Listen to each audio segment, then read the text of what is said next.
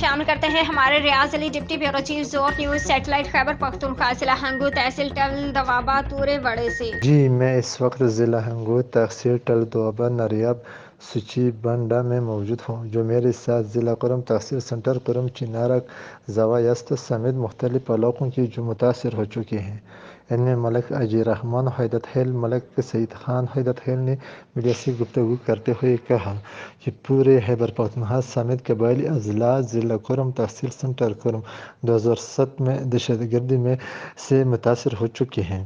حکومت وقت نے ابھی تک ٹھوس اقدامات نہیں اٹھائے، جو بہت افسوس کی بات ہے۔ ملک اجی الرحمان کا مزید کہنا تھا کہ ملک کی بقا کے لیے قبائل نے جو قربانیاں دی ہیں، یقیناً تاریخ گواہ ہے۔ بنگال یا کشمیر، جہاں بھی پاکستان کے لیے خدمت کی گئی۔